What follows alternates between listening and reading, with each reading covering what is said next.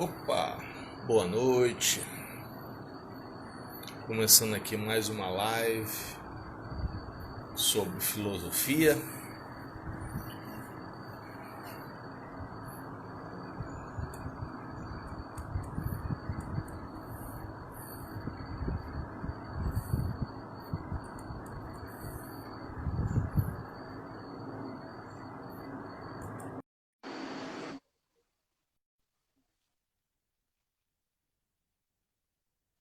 Opa, seu Deus. E aí, você tá me ouvindo bem? Eu tô sem o headphone aqui, eu esqueci de pegar. Tô ouvindo. Tá me ouvindo, né? Tá dando certo aqui. Pois é. Aí, você tá bem? Tô ótimo. Escapando aqui do coronavírus, né? Rapaz, o negócio não tá boa não. Boa noite, Ana. A coisa não tá fácil não, viu? Você viu que de ontem para hoje, olha os fogos aí. De ontem para hoje, mais 300 e tantas pessoas mortas só aqui em Fortaleza, né? Aliás, minto. Só aqui no Ceará, Já é não é verdade? Não complicado. tá fácil não. Tá fácil não, viu? E a tendência não tá boa não, porque considerando aí que esse lockdown, né, não tá dando certo mesmo, e as pessoas não querem mesmo ficarem reclusas, e se sabe ainda muito pouco sobre essa doença, né, Beto? Você como profissional da saúde, né? Estamos tendo algumas descobertas, né? É verdade. Mas até com desinfecção com ultravioleta, estão dizendo que é eficaz, sabe?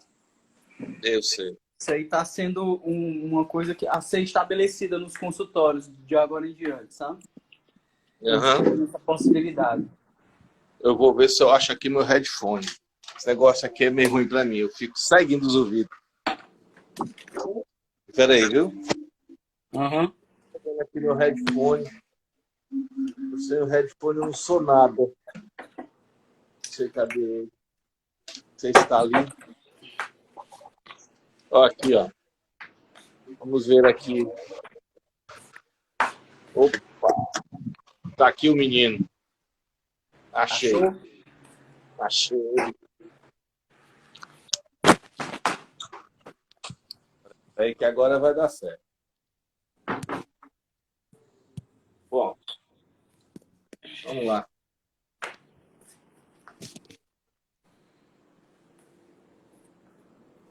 Cara, apesar de a gente estar em casa, a correria não para, né? Me ajuda, me ajuda. Eu tô na live, não posso procurar o bicho, não tô achando de jeito nenhum. Eu vou precisar de um negócio na TV. Pronto, cara, vai. A Priscila vai me ajudar aqui. Eu tô procurando também Opa! uma coisa. Ah, é? Mas aí pra eu procurar sozinho, não dá não. Não dá tempo não. Então vamos lá. É isso aí. A Bom, discussão de hoje é uma discussão interessante, né?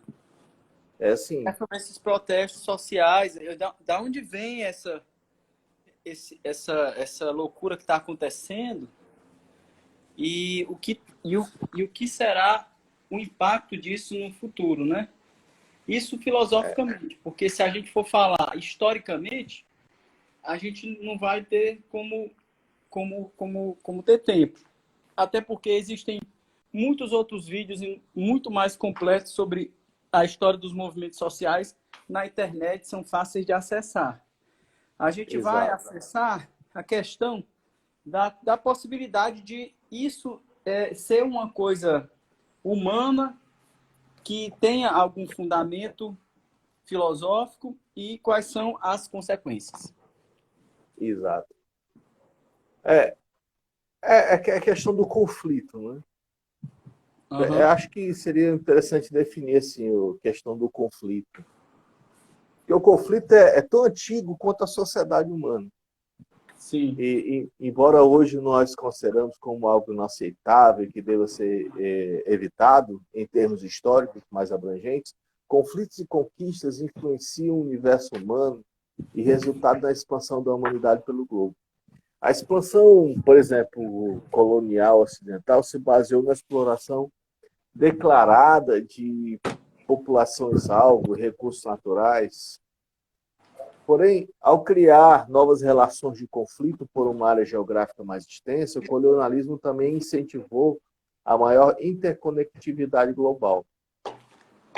Conflito é uma forma, e o conflito é uma forma de associação humana, né, em que as pessoas são colocadas em contato entre si, por meio da qual se pode alcançar a união. Esse é um importante ponto de partida, porque nos ajuda a evitar a ideia de que o conflito é o término das relações e interações. Exatamente. Na verdade, o conflito obriga as partes a reconhecer umas às outras, ainda que a relação seja antagonista. Eu diria que estudos sociológicos sobre conflitos são, em geral, considerados como formadores de uma tradição do conflito, embora aparentemente haja pouca base teórica em comum, além do foco geral nos choques de interesses entre esses grupos sociais. A maioria dos estudos adotou a abordagem do conflito marxista ou weberiana, e grande maioria analisa os conflitos internos da sociedade como centralizados em grandes desigualdades, entre eles classe social, gênero e etnia, o que está bem em voga agora, né? Fazendo aqui um pequeno parêntese,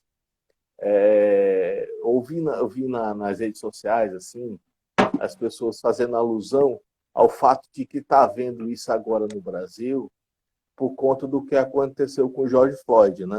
A morte do homem negro lá nos Estados Unidos. Mas eu acho que é só um catalisador, né? Aquela síndrome da porquinha, ou melhor, a síndrome do parafuso. Eles vão apertando, até que chega um ponto que ninguém aguenta mais ser apertado. Sabe? Sem falar que só esse ano já houve mais mortes pela polícia no Rio de Janeiro do que nos Estados Unidos inteiro. Olha aí que absurdo, né? Realmente, essa indignação pela morte do George Floyd é uma coisa que mostra uma sociedade que está, vamos dizer assim, muito mais à flor da pele, porque não está banalizando a violência como a gente banaliza. A gente faz até piada com a violência do Rio de Janeiro, né?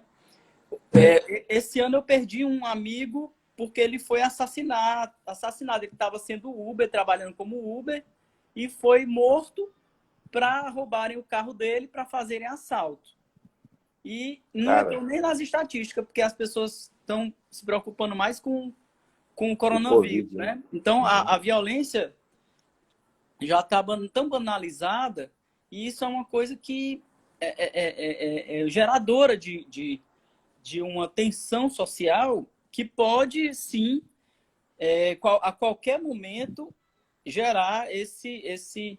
Eu trouxe até uma máscara para mostrar, porque ó, esse filme aqui mostra sobre, né, o filme do Coringa, né?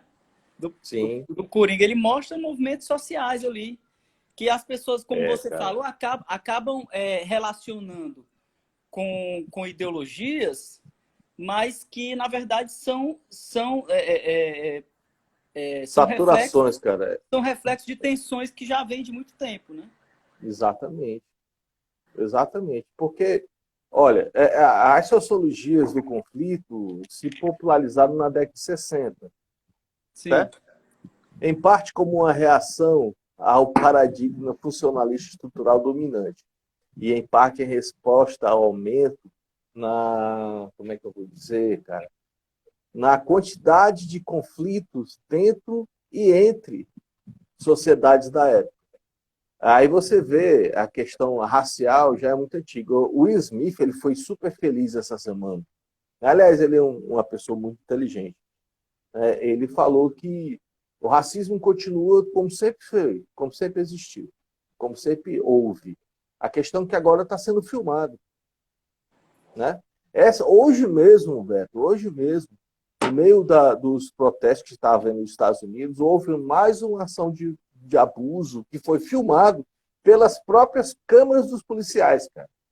Uhum. Né? É aquela coisa, parece muito com as coisas desse maluco que é presidente, né? E não estão nem aí, né? O presidente Donald Trump, ele, apesar de tudo que está acontecendo, ele ainda não percebeu que o problema é muito mais sério do que ele parece ver, né? Ele ainda não percebeu que a questão do racismo é uma coisa realmente pertinente, que ele precisa enfrentar, né? E Ele não ele vai quer, na enfrentar, não. verdade, Dizem não, que ele quer hoje, o que ele fez ontem foi um divisor de águas na campanha dele. O pessoal da campanha dele deu um carão nele, um cagaço nele. Porque ele pegou, mandou a polícia afastar manifestantes do perímetro que ele ia andar um quarteirão até uma igreja lá, para poder fazer pose. Então, eram manifestantes pacifistas. E a polícia desceu o cacete. E a equipe dele, a equipe que faz a campanha dele, depois desceu o cacete nele, dizendo que ele não podia ter feito isso, que ali foi um divisor de águas.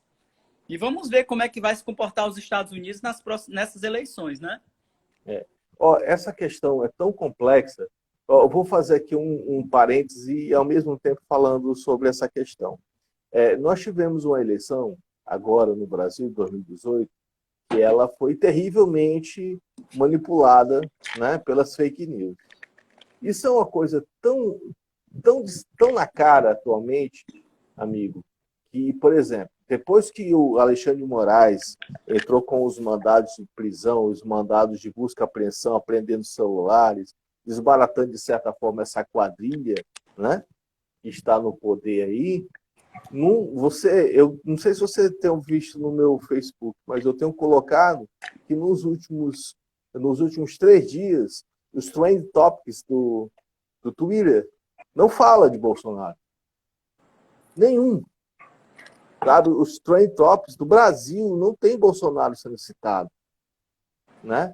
Para você ver como esse poder que eles têm de manipulação através desses robôs, né, que nós sabemos que existem, ele é formidavelmente forte. É impressionante. E olha, quando ele é desbaratado, acabou-se a influência.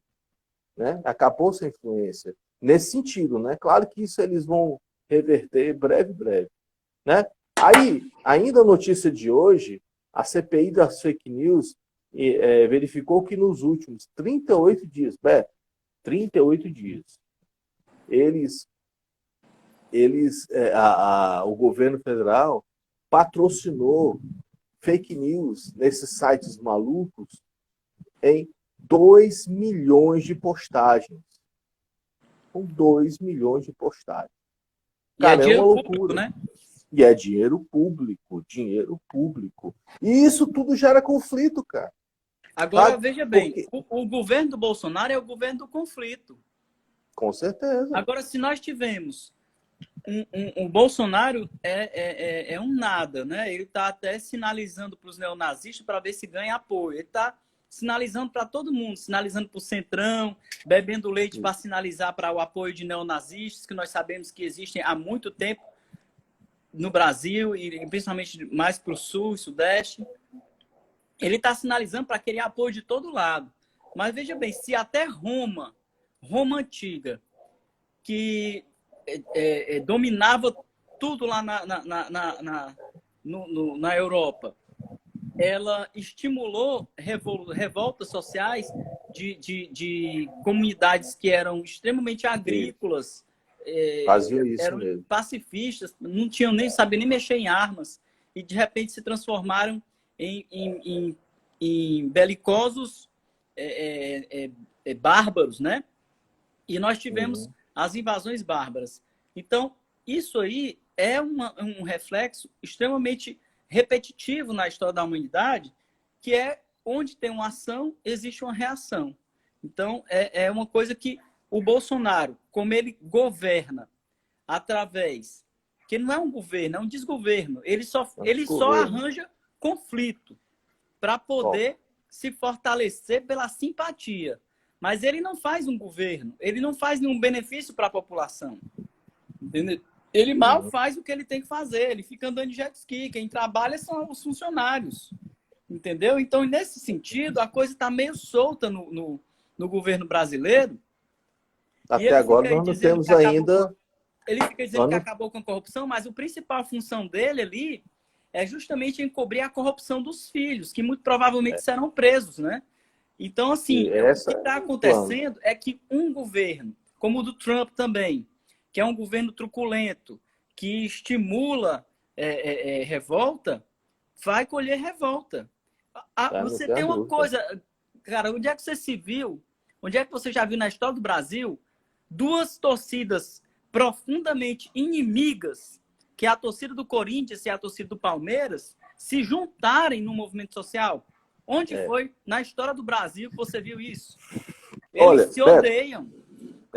E o mais sério, o que eu vejo assim, que eu vejo com mais preocupação em tudo isso, é que há um discurso, por exemplo, esse movimento que está acontecendo agora, esse tal de Juntos, eu acho uma palhaçada. Movimento de quê? Isso aí. Qual é? Juntos, o tal do movimento Juntos, né, que veio ao arrobo do Somos 70%, que não tem nada a ver com o Juntos, é outra coisa, né?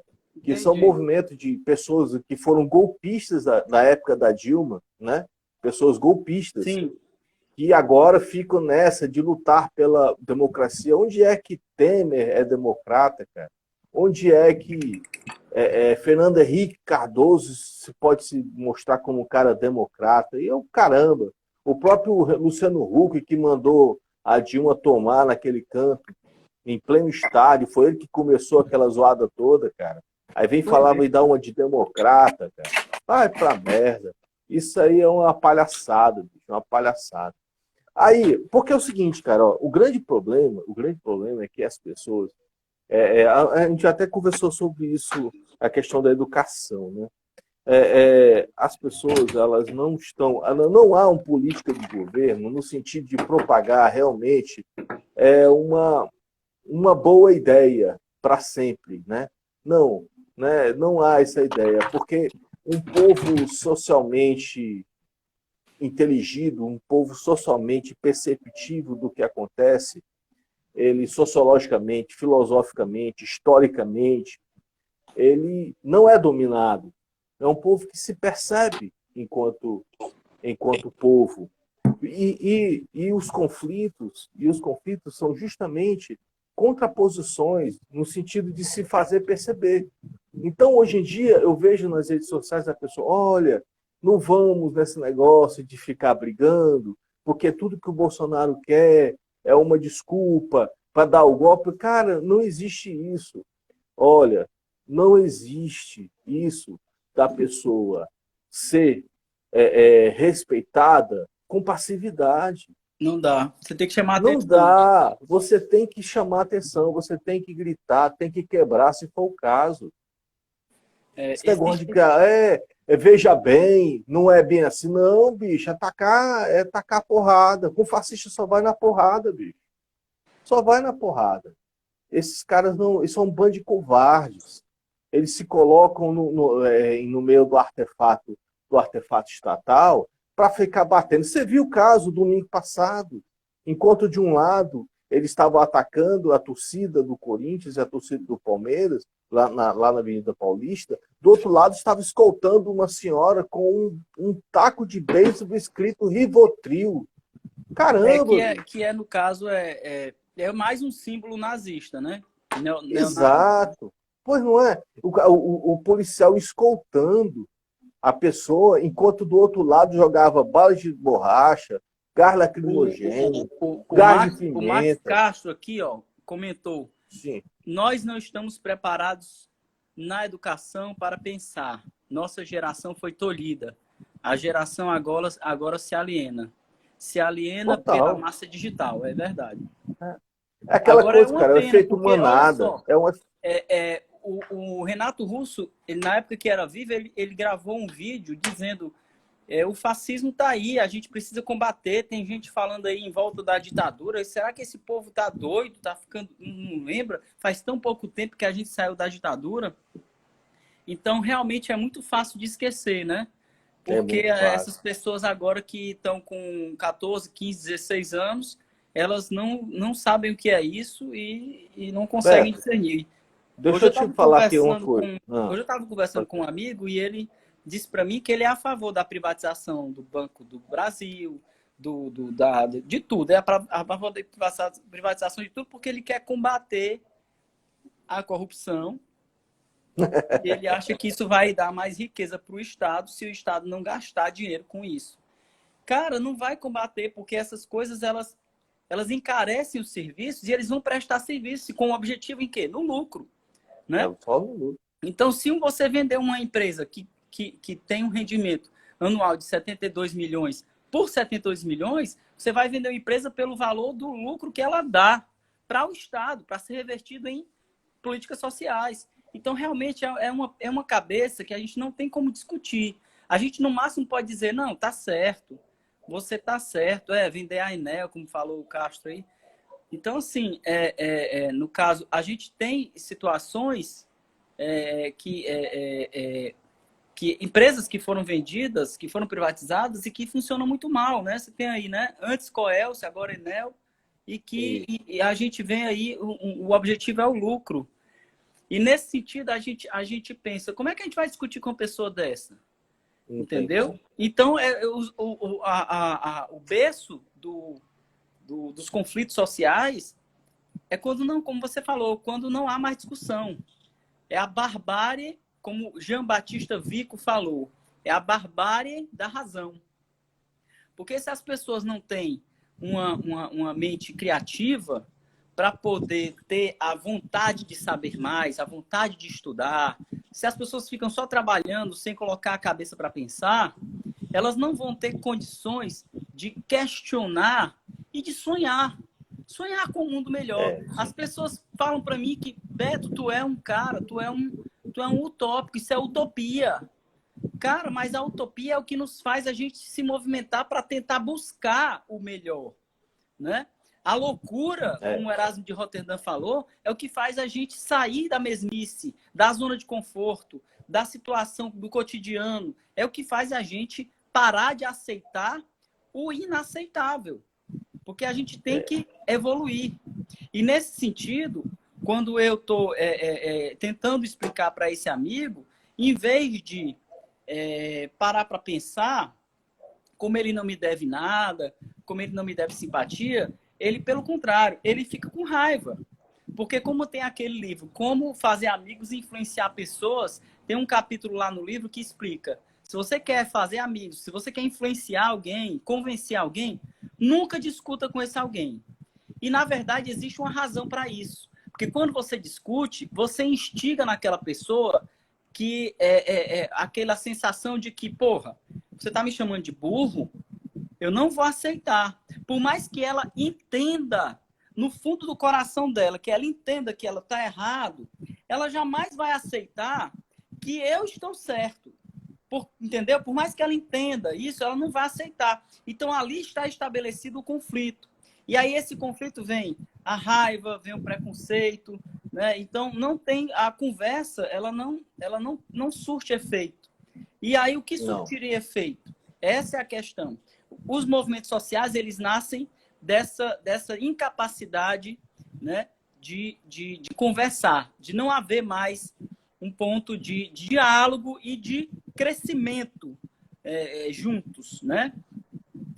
Então, o que poderíamos fazer para isso? Você falou que é importante que haja o movimento social, né? Porque é uma coisa de você dizer, opa, já não pode mais ser assim. Você não pode mais falar isso. Isso aqui é preconceito, né? Isso você tem que estar ligado. O mundo mudou, as coisas evoluíram. Isso agora é crime.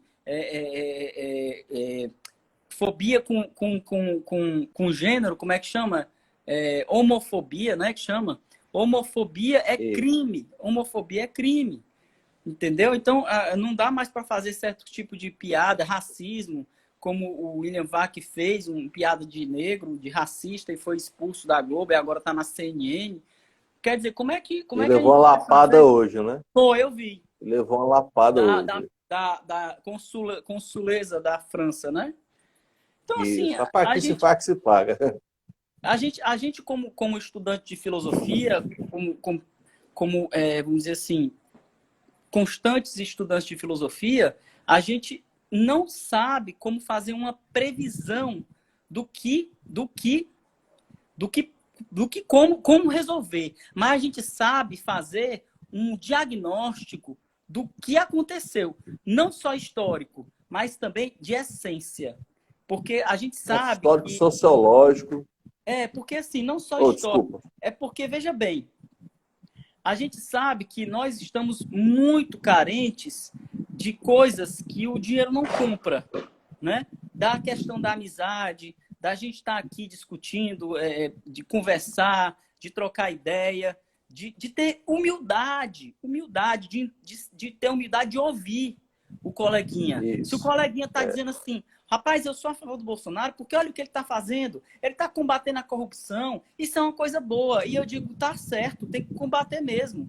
Eu não tenho político de estimação, não. Eu acho que tem que combater. Se o outro político roubou, que é contra ele, tá certo combater. Mas veja bem, e se ele tiver roubado também? Não, ele não rouba, ele é militar. Não, peraí. Nós sabemos de inúmeros casos de corrupção no governo da ditadura militar. Eles eram encobertos, quem descobria morria, era suicidado, mas a gente depois soube de inúmeros casos de corrupção, e a gente já na época também já sabia, já viu escândalo, não sei o quê, aparecia até em jornal na época. No Jornal da Globo, que era a favor do regime. Mas veja bem, você achar que uma pessoa vai deixar de ser criminosa porque é um padre, ou porque é um militar, ou porque é viado, ou porque é pai de família, quer dizer, isso é muito tosco, um pensamento tosco pensar assim. Pequeno. Pequeno. Então, assim, esse tipo de pessoa não dá pra gente, não dá pra gente discutir. Então, a discussão encerra aí, porque não tem como eu fazê-lo conhecer, porque aí já é uma questão de fé. A pessoa tem fé de que ele, por ser militar, ele não rouba. Ele não rouba. Ele é correto. Como se o militar, a vida militar, fizesse uma modificação na cabeça da pessoa ao estilo laranja mecânica, ao estilo behaviorismo, né? De estímulo-resposta. Quer dizer, isso é uma coisa muito tola. A gente sabe que não funciona, é já ultrapassado. Mas a gente, como filosofia, tem um pequeno problema, né? A gente só consegue saber o que vai acontecer depois que já aconteceu, né? É o mito da coruja de Minerva. A gente só consegue saber, diagnosticar aquilo ali que foi que aconteceu depois que já aconteceu. Porém, movimentos sociais já acontecem há muito tempo na história da humanidade. Então, a gente sabe onde vai dar. E a gente está justamente podendo alertar. Olha aí, não pode, não deixe isso acontecer. Mas são só bandeiras. São bandeiras na Ucrânia. Bandeiras são muros por si só. Bandeiras são muros. E se tem uma bandeira que representa uma facção neonazista que está acontecendo em algum lugar do mundo, se existe um símbolo que está representado ali, isso não pode, não dá. Não pode se ter tolerância com isso. Né? Não dá para esperar. E aí é que vem o choque do movimento social e que a gente não pode filosofar. É agir mesmo, infelizmente. Exatamente. O nosso papel, no caso, como você bem destacou, é mostrar que isso não é novidade, que isso já aconteceu, já houve momentos da história. Eu faço uma brincadeira com meus amigos historiadores. Eu digo que história não serve para nada. Mas aí alguns se chateiam comigo e eu explico o porquê que não história para nada. Ela serve, claro que ela serve para nos mostrar uma espécie de cronograma, né? Uma espécie de cronograma, o que aconteceu, quais foram os elementos que fizeram alguma coisa acontecer, ou as consequências históricas, o que acarretou sociologicamente depois e tal. Mas o que a história não consegue fazer é ensinar para as pessoas que aquilo ali, se você utilizar os passos que aquele mesmo rapaz, aquela mesma turma fez anteriormente, vai dar na mesma merda. Vai acontecer a mesma coisa, porque é um ciclo. Hoje eu estava conversando com uma amiga e eu falei justamente isso, ela dizendo que agora entendeu que tudo isso, que ela foi enganada, que tudo isso não passa de uma briga entre China e Estados Unidos, e que o Brasil se meteu nessa brincadeira e tal, que Bolsonaro é isso, Bolsonaro é aquilo. Eu falei, olha, é justamente isso que está faltando. Esse tipo de conflito consigo mesmo. Você perceber que as ideias elas devem ser recebidas, aglutinadas, digeridas, né, intestinadas, e sim, e depois depois de toda essa reflexão, você entendeu o que está acontecendo, né? O grande problema é que nós temos uma história que ela é contada de forma apenas cronogramicamente, né? Aí você tem uma sociologia que é totalmente expurgada das escolas, porque é coisa de esquerdista, né? Por quê? Porque o esquerdista é uma pessoa iluminada? Não, não é nada de uma pessoa iluminada. O esquerdista apenas ele tem um viés de pensamento diferente, ele pensa na coletividade. E quando ele verifica que a coletividade está sendo usurpada por um grupo que quer apenas o lucro, como a gente comentou aqui anteriormente, aí gera um conflito. Né? E às vezes até usurpada por um grupo que se aposta do discurso, mas que faz diferente, né? Exatamente. Tem uma Porque, atuação... o conflito é um termo bastante genérico, né? Ele pode significar tanto contendas entre dois indivíduos como uma guerra internacional entre diversos países, né? Aí, o que eu estava dizendo para nossa amiga é que na história, por exemplo, nunca houve uma civilização que tivesse o domínio eterno. Roma caiu, os persas caíram, os mongóis caíram, os ingleses caíram, e agora é a vez dos Estados Unidos. E da próxima parece que vem a China. Né? A China vai voltar a comandar o espectro geopolítico mundial. Isso é um fato. Não adianta a gente discutir, a gente não perceber, a gente dizer não pode, não é questão de poder, não poder. Né? É o que vai acontecer. Sem Talvez dúvida. eu nem você vejamos isso, mas vai acontecer. Deixa eu só chamar a atenção aqui dos amigos que estão assistindo a gente, que por favor participem, lancem suas ideias. O Felipe Pinho, eu admiro muito também, muito ligado à filosofia. O Manuel Augusto, meu colega, e o Macastro aí, deve ser Marcelo, não sei, Mac Castro. Eu não tô o Mac, o nome dele é Mac mesmo. Pronto, que também tem excelentes contribuições, né? O Fábio também, a Elisa, por favor, deixem suas contribuições para que a gente possa continuar nossa discussão. Continua aí, Cleison. É interessante que, embora, né, melhor, a luta de classes seja uma coisa que Marx percebeu primeiro, já existia muito antes, né?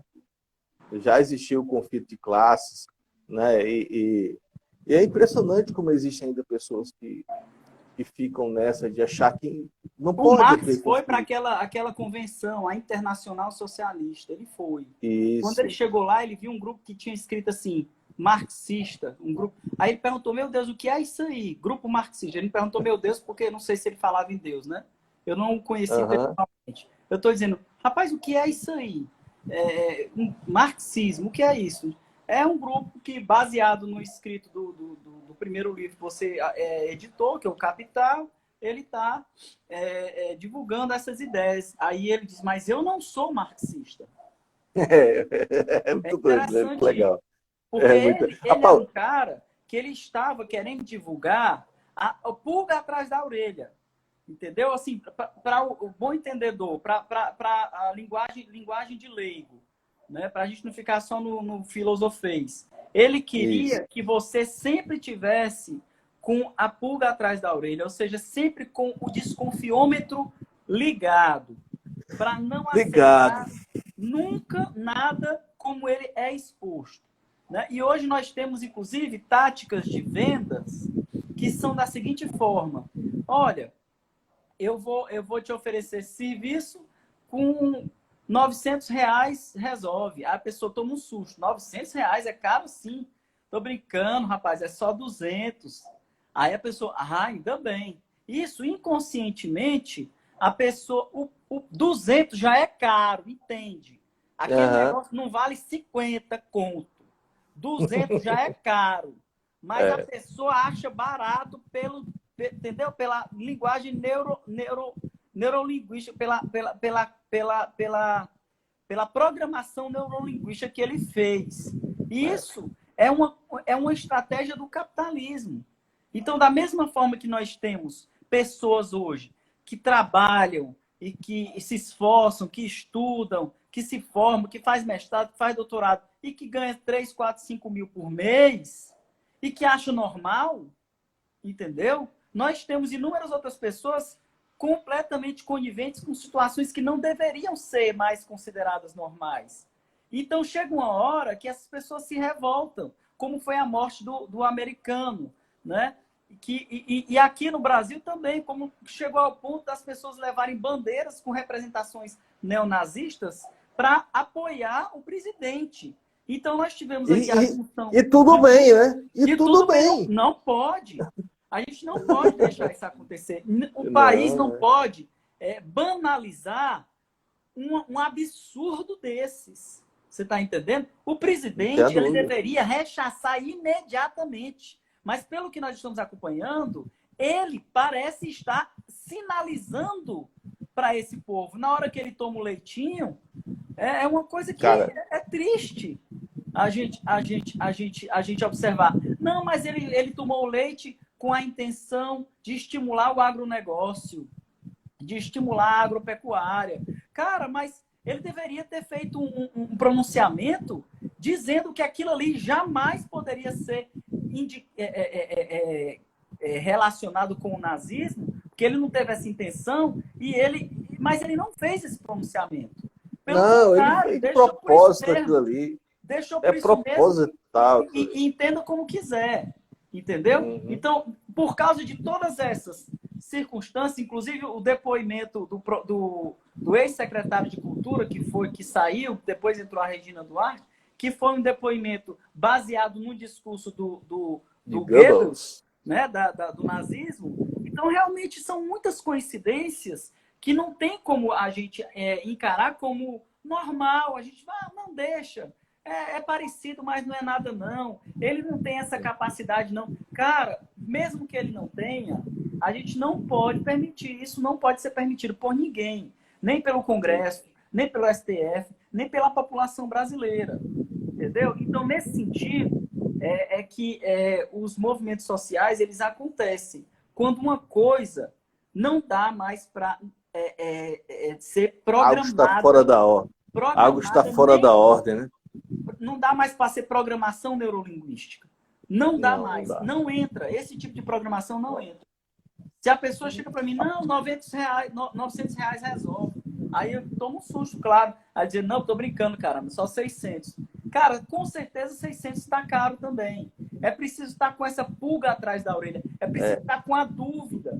É preciso... Não estou falando de pichinchar. Eu estou falando só de buscar a realidade da coisa. O verdadeiro valor da coisa. E a coisa maluca que está hoje, essa discussão, a discussão de novo, essa doideira de estar falando de comunismo, como se fosse uma coisa preemente que está acontecendo, um movimento internacional. Cara, isso não existe. Isso simplesmente não existe. O próprio Mourão fez uma declaração agora, hoje, né, falando tanta barbaridade, mas tanta barbaridade, inclusive fazendo alusão a isso aí. O que é o Mourão? Mourão nada. Mourão é um general que foi eleito sem nenhum voto. O voto foram todo daquele maluco lá, tá? Ele tá doido para se sentir palatável, para ser palatável para esse elite, para aceitá-lo numa provável derrocada do Bolsonaro. Eu espero que essa chapa seja derrotada, seja acabada. Cara, agora, voltando aqui, ó. A gente estava falando de Marx, né? O Marx, ele... É uma pena que haja tanto preconceito com relação a essa questão desse pensador maravilhoso, sabe? Porque é um trabalho gigantesco, né? Ele aborda uma infinidade de temas que ainda hoje são muito relevantes em nossos debates políticos e econômicos sobre os problemas que existem em nossas sociedades. Não é verdade? Com certeza. A sua concepção de classes sociais e os conflitos que estão inerentemente ligados a elas, possivelmente uma das ideias mais amplamente difundidas e utilizadas quando o assunto tratado está relacionado com a vida social e as diferentes relações que possuímos nesse meio. Entre os diversos conflitos que se instalam no meio social, Marx definiu a luta de classes como uma força motriz da história humana, o combustível da mudança do mundo social. Por isso que o que está acontecendo é tão importante. É verdade. Para entendermos as ideias de lutas de classes e todos os desdobramentos de Marx, que Marx atribuiu a esse importante aspecto social, devemos primeiro entender o que são as classes sociais. E aqui tanto nos referimos. Por mais simples que isso possa parecer, a ideia de classes sociais é tão ampla e complexa que ainda hoje é difícil encontrar consenso entre os estudiosos da sociologia. De maneira geral, as classes sociais... diferentes. Exatamente. De um modo geral, eu acho, né, as classes sociais podem ser entendidas como sendo um grupo de indivíduos que possuem em comum a mesma situação econômica e o mesmo tipo de acesso aos meios de produção. E esses meios de produção estão relacionados com a forma de produção dos bens de consumo que existem em uma sociedade. Ou seja... Tu quer uma sacada melhor do que essa? Tu é doido, cara. Fábricas, grandes porções de terra dedicadas à obtenção de matérias-primas para produção de bens industrializados, por exemplo. É a condição material dos indivíduos que determina os demais aspectos de sua vida. A importância de Marx, a importância dada por Marx a esse quesito justificar-se-ia, segundo a sua teoria, pelo impacto da situação econômica de um sujeito tem em sua trajetória de formação. É inegável que eles que possuem maior condição econômica também possuem maior número de oportunidades de manter-se em melhor condição material. Já nós, né, ou menos que nós, né, desprovidos das mesmas oportunidades, enfrentam maiores dificuldades de ascensão social. Por isso que esse negócio de meritocracia é uma palhaçada. Marx refere-se a essa condição do mundo social como a concepção materialista da história, uma perspectiva que atribui à condição material do indivíduo grande peso no processo que determina inúmeros aspectos de sua vida. Isso quer dizer que a concepção materialista da história atribui à condição material do sujeito fenômenos sociais que se desdobram de várias camadas diferentes em nosso mundo social. A cultura, educação, status social, exclusão social e muitos outros estão intimamente relacionados com a nossa condição material, né? Diante disso, ainda segundo Marx, não seriam os valores ou as ideias que motivariam as mudanças sociais no nosso mundo, mas sim a situação das classes dessa sociedade. A luta de classes, que seria, portanto, o motor das mudanças sociais, refletiria as diferenças materiais que se instalam no meio social. E essas mudanças poderiam ocorrer de forma gradual, ou em casos extremos de desigualdade, por meio de revoluções. Marx dedicou-se a tentar observar na história humana as formas como ocorreram as diferentes mudanças sociais nas sociedades europeias anteriores ao capitalismo.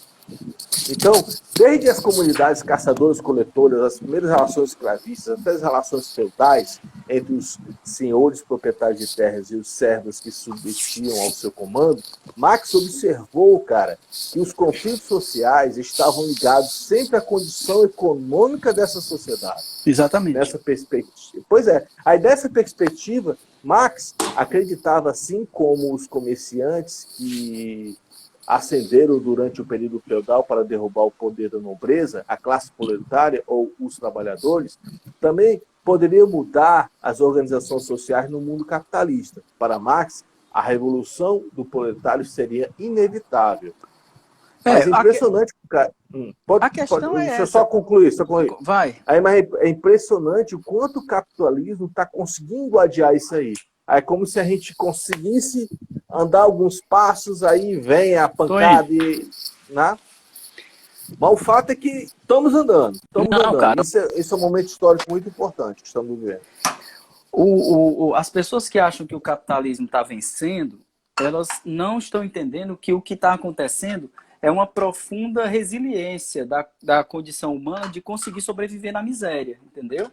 Isso. Entendeu? Você vê que é uma capacidade de viver como um animal, e que o que o Marx falou é que pessoas bem instruídas, pessoas educadas, pessoas capazes de ter capacidade crítica, elas jamais se permitiriam serem abusadas. E a principal e a primeira coisa que ele avaliou nas relações sociais é o valor do trabalho. Entendeu? O primeiro capítulo lá que ele editou é o valor trabalho. Então você tem que entender que o capital ele é anterior ao capitalismo. Você tem que lembrar para as pessoas que estão assistindo. O capital ele é anterior ao capitalismo. O que é o capital? É um dinheiro, é um poder, é um potencial. Você pegar esse potencial e aumentá-lo, você pode ser uma pessoa que não produz nada. Você não produz feijão, arroz, não produz nada de útil. Você apenas aumentou a sua riqueza, o seu potencial. E no caso do capitalismo, isso pode ser feito com dinheiro, com ações, com terras, enfim. Mas o fato de uma pessoa trabalhar em função do acúmulo de um potencial é uma coisa perigosa. E ele alerta para esses perigos. Ele não está querendo que a gente acabe com o capitalismo. Vamos, né? Porque os marxistas querem isso. Mas lembrando que Marx não era marxista. Assim como Jesus Cristo não era cristão. Né? As pessoas acham que essa comparação não é boa, mas é completamente legítima. Nós temos aí a teologia da libertação para nos representar. Nós temos aqui a ideia de Jesus, é justamente uma ideia para os pobres, é uma ideia para salvar os pecadores. Ele não vai até os ricos, ele não vai até os puros de alma, ele vai até o pecador, ele vai até os pobres, ele vai até o leproso, ele vai até a pessoa doente, ele vai para quem precisa. Da mesma forma que a ideia que Marx quer trazer para a humanidade, é a ideia da crítica. Como eu falei, a pulguinha atrás da orelha. Duvide de tudo, questione tudo. E aí vem pessoas que fizeram de Jesus Cristo uma religião e fizeram de Marx uma ideologia. Sendo que Jesus nunca quis religião. Ele diz que erga-me, onde é que estará a sua igreja? Debaixo de cada pedra estará a minha igreja. A minha igreja é no mundo inteiro, é dentro das pessoas. E Marx, onde é que ele queria uma ideologia? Nunca, ele combatia ideologias. Ele chegava ao ponto de dizer, se você está acreditando em alguma coisa, comece a questionar aquilo ali. Vá atrás de outras ideias, porque aquilo ali não está legal. Aí você vem um bando de pessoas que estão cegamente apaixonadas por um líder político, onde não pode haver paixão? Na política, né? Então aí a gente tem que... Anselmo, deixa de frescar e faz aí algum comentário. O Anselmo já está dizendo xiii, porque ele deixa também ele, é da nossa época, né? Lá da faculdade. Faz aí algum comentário em vez de ficar só achando ruim. Não, comenta aí que a gente vai se enriquecendo aqui. Mas nesse sentido, só para concluir, a gente tem aqui uma ideia de pessoas que estão num turnover, de uma retroalimentação, numa tautologia, de se autoalimentarem com a própria, né, indisciplina, com a própria falta de liberdade, com a própria incapacidade de questionar. Vai. Essa questão aí por exemplo... o Anselmo está falando aqui que política é lugar de patos. Mas não, esse patos aí pode ser. Mas esse não, patos com TH pode ser. Mas não de patos no sentido de que a gente não questione, né? É lugar de paixão, sim. É lugar de até doença mesmo, daquela coisa de você ficar tenso, nervoso. Mas olha só, não é lugar de cegueira. né? Não. É patos com TH, não é patos de doença mesmo, né? Uhum. Vai, fala aí. Bom, uma das coisas, assim, com relação à luta de classe, né? A direita, ela sempre procurou plantar no imaginário coletivo que Marx criou a luta de classes, né? Que Marx seria o criador da ficção da sociedade lacerada em classes sociais, da discórdia e da guerra civil. Um incendiário, um espectro que sempre ronda a classe operária ordeira e desejosa da paz. Longe de ser uma caricatura pura e simples, essa ideia de Marx como inventor e doutrinador de luta de classe circula até nos departamentos de ciências sociais de certas universidades. A nossa lá acontecia isso, né? Onde se ensina a importância das reformas sociais, dos pactos sociais e do caminho do meio, em lugar da revolução das classes e da guerra de classes. No entanto, as classes sociais existem sem que Marx tenha sido o descobridor da luta de classes, né? Eu vou até citar aqui um negócio Claro, aqui do Marx. muito antes disso. Sempre quando Pois não é? houve humanidade, sempre houve conflito. A luta de classe. Agora foi Marx que observou que havia isso. Ele fez uma observação, né?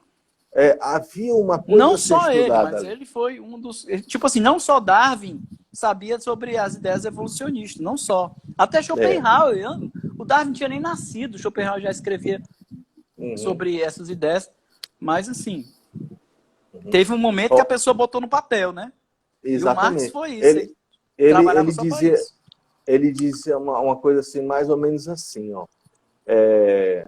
Não me cabe o mérito de ter descoberto a existência das classes na sociedade moderna ou a luta entre elas. Muito antes de mim, alguns historiadores burgueses tinham exposto o desenvolvimento histórico dessa luta de classes e alguns economistas burgueses a anatomia econômica das classes.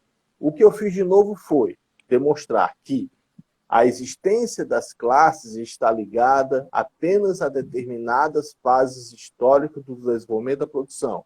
2. Que a luta de classes conduz necessariamente à ditadura do proletariado. 3. Que esta mesma ditadura constitui tão somente a transição para a abolição de todas as classes para uma sociedade sem classes.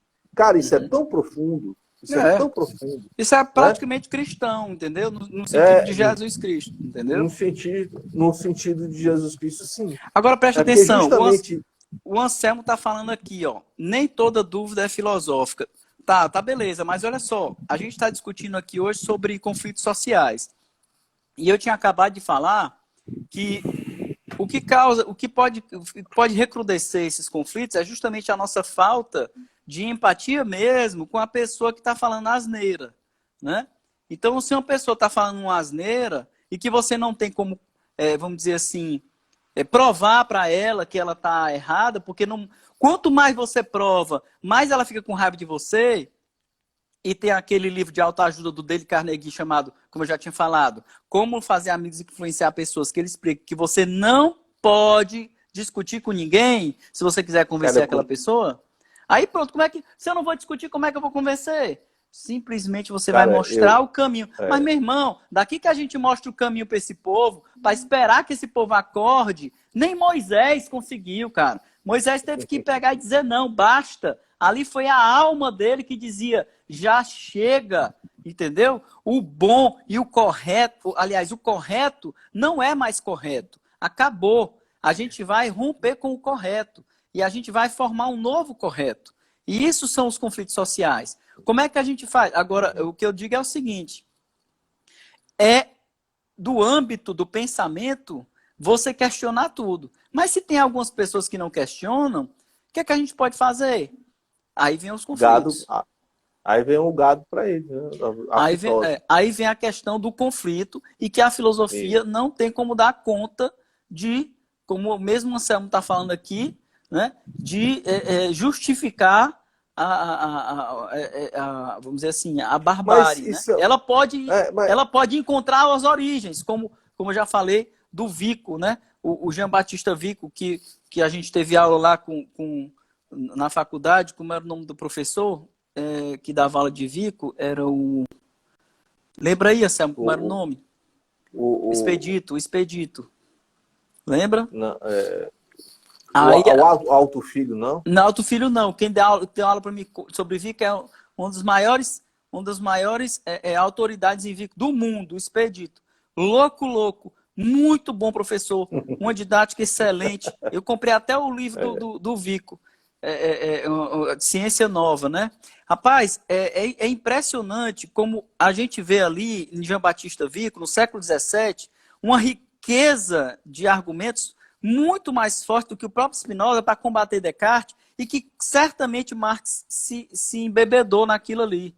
Porque é daquilo ali que nasce o pensamento de uma ciência social. Entendeu? Porque, de acordo com Vico, a gente não tem condições de saber nada sobre o mundo, mas a gente tem condições de saber, né, sobre nós mesmos. A gente tem condições de saber sobre aquilo que a gente fez. Porque o Vico bebia muito do barroco, e no tempo do barroco existia uma frase que chamava verum ipsum facto, ou seja, aquilo que a gente consegue saber, ou seja, a verdade que temos acesso, é aquilo que a gente mesmo fez. E como as relações sociais são coisas que nós mesmos fizemos, a gente não tem como estudar e saber a profundidade sobre um vírus, como a gente está vendo agora, a gente não tem como saber a profundidade sobre muitas coisas da física, mas sobre as coisas que a gente faz, a gente tem como saber com propriedade, com profundidade. E é isso que a gente tem que se deter. E a gente está se detendo nisso, e a gente, quanto mais se detém, quanto mais estuda, mais sobre a questão dos estudos de gênero, aí vem de repente um político,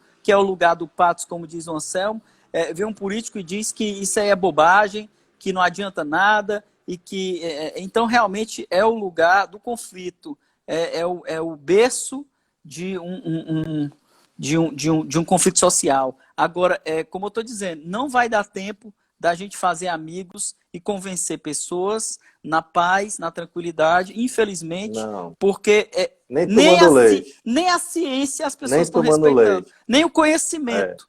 E a gente quer botar a dúvida atrás da orelha deles. Eles não têm dúvida. Eles não querem ter dúvida. Não. Eles querem um salvador. Não. E aí não tem condições. O Anselmo está dizendo aqui que o indivíduo que sofre de toque ou de paranoia e a criança birrenta duvida de tudo também. Sem dúvida. Mas é uma dúvida sobre a questionamento do porquê que eu penso assim. É uma dúvida sobre si mesmo. Por que eu estou a favor do Bolsonaro? Por que eu estou contra o Bolsonaro? A gente tem que parar para pensar nisso. Né? Esse autoquestionamento. Entendeu? Estamos quase acabando o tempo, olha, né? Estamos quase acabando o tempo. Mas olha, Beto, vamos para a gente finalizar, porque vai acabar mesmo já. É mais uma vez uma conversa muito interessante, né? Essa questão do conflito é muita coisa, a gente podia conversar muitas coisas. Eu sugiro até que a gente faça, no próximo quarta-feira, uma continuação, uma parte 2 dessa discussão, porque tem muita coisa que a gente deixou de falar e em uma hora não dá tempo. Tem que falar, não dá não. A gente tem que falar, cara, na visão weberiana, né? Que a gente falou muito de Marx hoje. Pois é, você tem muita coisa que você tem para contribuir. E eu queria até chamar o Anselmo, cara. Se o Anselmo, boa noite, Mário aí, o meu amigo Mário. Eu queria até chamar o Anselmo. Mário foi meu companheiro de música também. Aliás, cantor não, é o teu baterista, né? Eu quero ser o cantor da banda de vocês. Um dia eu chego lá. Olha aí. Eu queria chamar o Anselmo para ver se ele, também nesse horário... baterista comigo. Nesse horário, na próxima quarta-feira, ele estaria livre para poder contribuir com essa discussão sobre os movimentos sociais, né? Porque a gente não teve tempo para discutir tudo. Você tem muita coisa aí que você tem ainda para falar sobre Weber. Falou o começo sobre Marx, que eu vi que você tem muita coisa para falar. E Weber também. A gente poderia dar uma continuidade, a parte 2 desse mesmo tema na próxima quarta-feira. O Anselmo está convidado aí. Se ele puder vir, ele vem. Se ele não puder, vai se lascar. E nós vamos fazer de todo jeito, viu? Pois tá bom. Olha, já está acabando o mesmo tempo, já está contando aqui 15 segundos. Betão, um abraço. É sempre um prazer. Aprendo demais com você, viu, meu Eu que chapa? aprendo. Manda um abraço pra Marli. Ela apareceu ali do lado da Marli. Ela apareceu, Manda um beijo foi. aí pra ela. Pode deixar. Valeu.